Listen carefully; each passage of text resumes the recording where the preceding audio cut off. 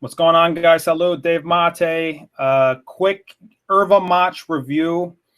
As you know, I've been jumping into the Erva Matches over the past year or so. This is just another one, another quick review. I'm doing it live this time. Some of you may have noticed lately I've been doing reviews live, just switching it up, not making things so pretty, not making things so clean all the time. Sometimes you just got to get gritty, throw on the camera, throw on the audio, and just talk to another person, talk to you guys, just like how I would talk to anybody else. So happy to be doing this live review. Today we are talking about, this is a hard one for me to pronounce, Matecologica.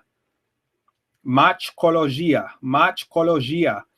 This is from southern Brazil, Rio Grande do Sul. That's where the mate is coming out of. That's where pretty much all the Erva Mach from Brazil is derived from, Rio Grande do Sul. Southernmost region of Brazil. Remember, guys, Brazil is a huge mate grower and a huge mate exporter. Brazil, Argentina, and Paraguay essentially make up the yerba mate consortium. They control the entire yerba mate market, as well as Uruguay, of course. The reason I did not initially mention Uruguay is because Uruguay, even though they're the top players, you know, they're in the top group, they're in the mate club. Basically, it's the OPEC of mate, the cartel. Uruguay is pretty much the only country that does not grow their own yerba mate, as you guys have heard me say. That's probably going to change, probably within the next couple of years, I would guess, as mate becomes more popular. So Brazil is definitely a powerhouse mate consumer, powerhouse mate exporter. My first 3.5, 4 years or so, I focused predominantly on Argentine mates, Paraguayan mates, and Uruguayan mates. And now we're jumping on over to southern Brazil Erva Matches, also known as Chimarrãos. So let's talk about this guy right here, Matecologica, from southern Brazil. Let me actually share my screen with you guys so you can see what's going on. Yes, yes, sir. All right, I hope you guys can see this. I think you can. So here we go, guys. Matecologica, or Matecologica, part of my Portuguese. It's not as strong as my Spanish. This is a nice mate. To be honest, it took me a while to figure this mate out. I had to stay with it for a couple weeks. This is an interesting Erva Mach. It is certified organic, and it has a double certification, actually. USDA certified organic, which is the United States version of basically the Organic Council of the United States, FDA. And it's also certified by EcoCert Brazil, which is probably the equivalent of USDA there. So this mate is organic, it's clean. With most organic mates, I find them to be quite, let's say, I don't want to say fruity, but they have a floral component to them. Really nice, light-bodied mate. On the nose, on the bouquet, what I'm smelling from this herb, I'm getting lime, lemon hints, very bright and crispy nose. I picked up on these sweet tones, sort of like gummy bears, Starburst, candy, essence. And then I had this kind of really subtle spice to it.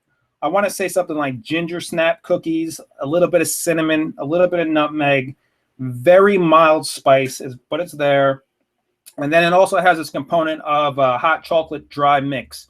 You know, the hot chocolate mix with the little tiny marshmallows in it, and then you add the hot water. Well, before you add the hot water, this smells like that mix. So I would say the nose of this mate, very somewhat fruity, has a little bit of sweetness to it, a little bit of spice, but overall I would say that it's quite neutral. Nothing's very well pronounced at all, I would say, in the nose. It's very laid back. Again, this is typical of many clean certified organic mates. They share this characteristic. All right, guys, let's jump on over to the character and the body. Again, clean mate, very clean tasting. You're going to pick up on some fruits, some cinnamon, some sweet spice. It has this sort of vegetal, herbaceous, almost like asparagus undertone. You definitely taste the chlorophyll in this mate. Unlike the other mate I spoke about, Tequapi, which has more of a roasted essence, this has more of a green, raw green chlorophyll, almost like spirulina, chlorella, allergy sort of situation going on. I would say this mate, Matecologica, is closer to Jimango traditional than Tequapi is. It has more of a bite, I would say. It's not as as Tequapi. Tequapi has more character in many ways, but this has more of a cleaner essence, more of like this lime, lemon undertone, very clean sort of situation. I would say it's not too viscous. The mouthfeel, how it feels in your mouth, it's somewhat watery. It's not silky at all. It's just sort of flat, straight lined. In that respect, I would say it's a little bit boring in terms of the body. It's very light. Those of you guys that are used to the classical Argentine mates, Rosamante, Cruz de Malta, Nobleza Gaucha, excuse me, those sort of brands, this is a different situation. This is very light, just sort of watery in your mouth. It doesn't really have that grip on your tongue, on your palate. Slightly bitter, but hardly any bitterness, just a little bit of ting, a little bit of zap, a little bit of astringency. I would say, again, this is kind of similar to Jimango traditional, more so than the Tequapi. This definitely has a little bit of a little zap on your tongue, a little bit of astringency. It has sort of a light milk chocolate, almost like a watery milk chocolate essence going on. Now, I want to talk about this mate in particular. I've never seen an Erva mate or any mate in my life exhibit this amount of saponins. Look at these saponins. Look at these bubbles right here. Beautiful. Now, theoretically, I could presume that this mate is extremely healthy for you. Why is that? Because we know, if you study yerba mate, the research and the science, you know that the saponins, a group of compounds that make up mate and several other, let's say several dozen other plants around the world. Well, they're in many plants and there are many vegetables, but they're found in certain plants and vegetables that exhibit what you call adaptogenic properties. Now, mate happens to have 5 saponins at least that we've been able to identify. Primary ones, we've been able to identify about 10 or 11 or so, but there's 5 primary ones called mate saponins 1 to 5. That's a different discussion, but just take note, every single time you see these white bubbles like this, you know that the mate has high levels of saponins. And then from there, you could deduce that all adaptogenic plants contain saponins. The more saponins, theoretically, the higher their adaptability or the adaptogenic power of the plant. Now, when I use this word adaptogen, it's basically denoting the plant's ability to help your body to adapt to internal and external stress. So that could be psychological stress or that could be environmental stress. It essentially helps to bring your body back to homeostasis, to the normal way of your body's regulatory system. It boosts your immune system, it boosts your cognition, and it boosts your ability to fight off diseases and pathogens. It helps to calm your nervous system. It helps you deal with anxiety. It helps to detoxify your system, detoxify your blood. It helps to clean out your intestinal tract. So many benefits of adaptogenic herbs. You could look more into that. But this mate definitely kind of shocked me when I saw the saponins in here. I've never seen saponins, the structure in such a way. They're so tight, as you can see here. Very foamy, very tight saponin bubbles. So I'm just going to assume that this mate is extremely healthy for you because based upon the saponins I'm looking at right here. It's almost ironic because somebody the other day just wrote me a message from Argentina, and they said, you know what, Dave, the saponins aren't good because that means the mate is weak. So in his mind, he's thinking that mate is not good if it has saponins.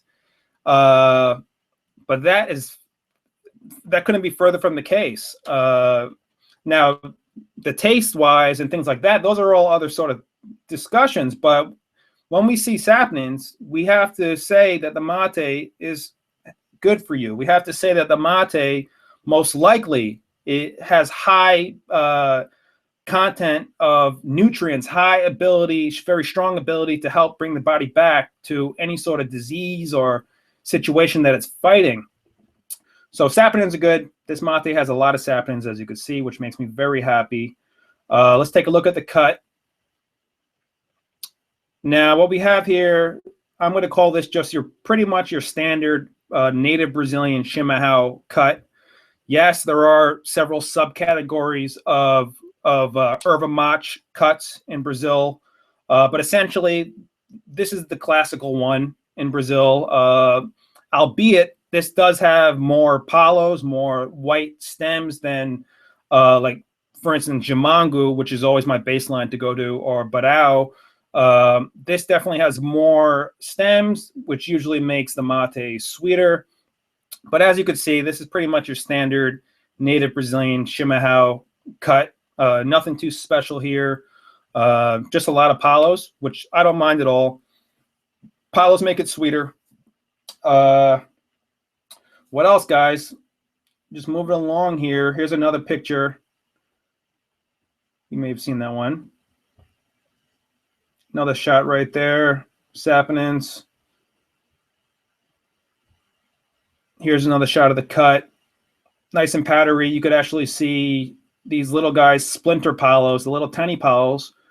Some companies don't use these splinter palos. These are like basically the pulverized palos. But in many ways, I think that's the secret to making a mate sweet. To actually pulverize the palos, brings out that sweetness, helps to balance the mate. So let's talk about the cycle. The cycle, guys, is how long does the erva mate or yerba mate last throughout 1 liter of mate?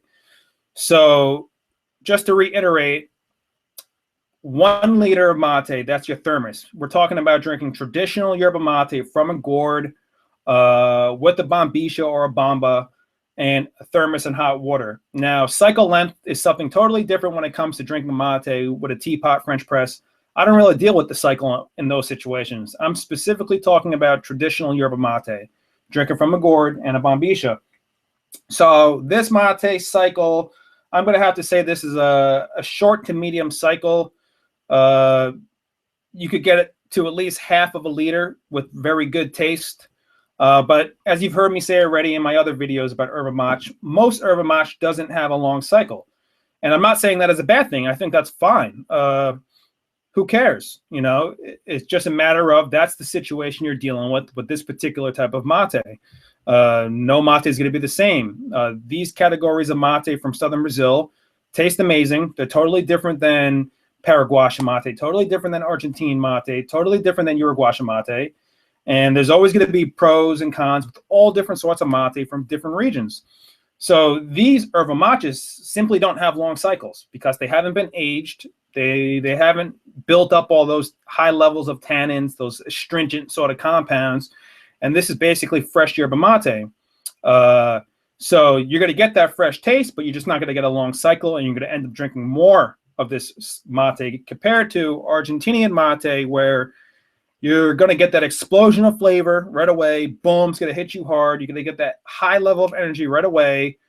This mate is more laid back. This mate is more cerebral and less visceral.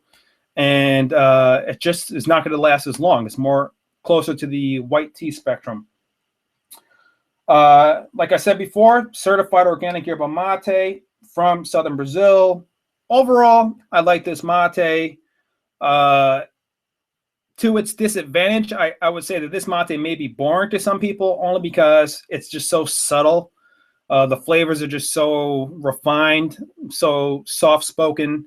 There's nothing really in this mate that speaks to me loudly. It's just very laid back. I don't want to say, for me, it's that boring. I'm just going to say that to some degree, it does lack character. I would say this mate would be best suited for somebody who's experienced, who already has a developed palate to be able to detect the subtle undertones, those little bright, crispy notes. I spoke about those lemon hints, those spicy hints, cinnamon, ginger, sort of these fruity undertones. So I would say this mate is more for the advanced matero, somebody who's already gone through 10, 12, 15 different brands.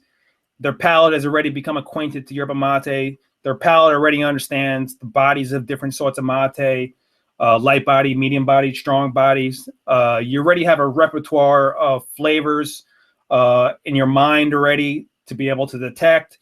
So this mate for me was very fun because it was a challenge. It was one of the hardest mates in a while that it took me to begin to understand. It just took a while because it was just so subtle. Everything about it was subtle. Very typical of all organic mates, clean organic mates.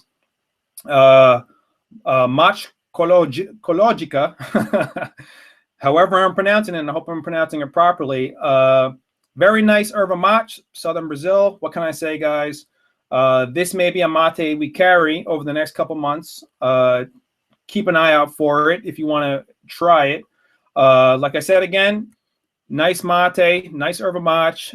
It's a little bit flat in many ways. It's a little bit soft-spoken. It's a little bit kind of quiet. It's like in the corner. Nothing really speaking to you.